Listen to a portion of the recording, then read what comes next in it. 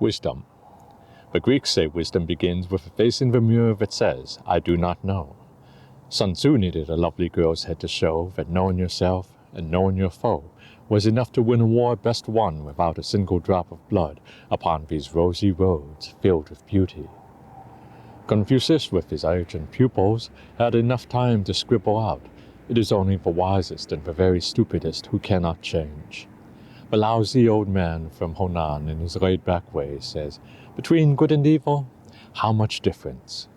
On the internet, you can find a copy of the I Ching that will give free readings at the click of a button if you're too lazy to toss the coins in the arrow, with all the reliability of a tarot deck stripped of the minor arcana. Exacting physicists in their duty say everything that rises must converge, and every action carries an opposite reaction, equal and pure.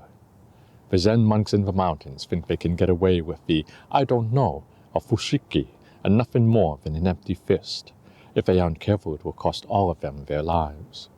The Chinese say that wisdom begins when you begin calling things by their proper names.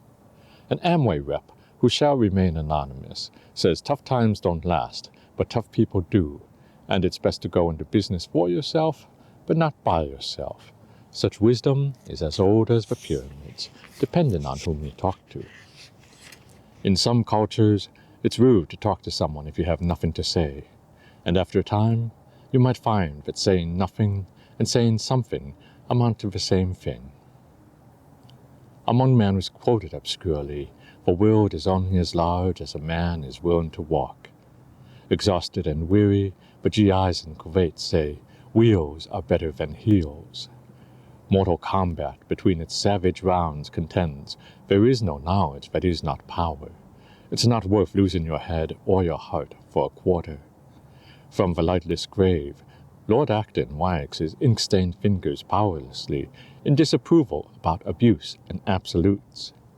Thundering Mr. Elliot through an April haze murmured incomprehensibly with the lost Brahmin's lullaby, Data, Dayadma, Damyata, while a shrieking young boy from the back streets can only see a wasted mile of indigo ink. It will never be his mantra. The dog whispers conspiratorially, if you cannot eat it, or kill it, play with it, or sleep with it, or even crap on it, leave it alone. But then again, they say, dreaming dogs lie, don't they? Huxley wishes that in 60 years he could have produced a message more profound than treat people a little more nicely, while Beatles proclaim that all you need is love, and so it goes.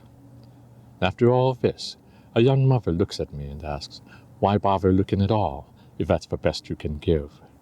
Peering down into that cavernous cradle and her trusting baby's lively smile, how can I come empty-handed?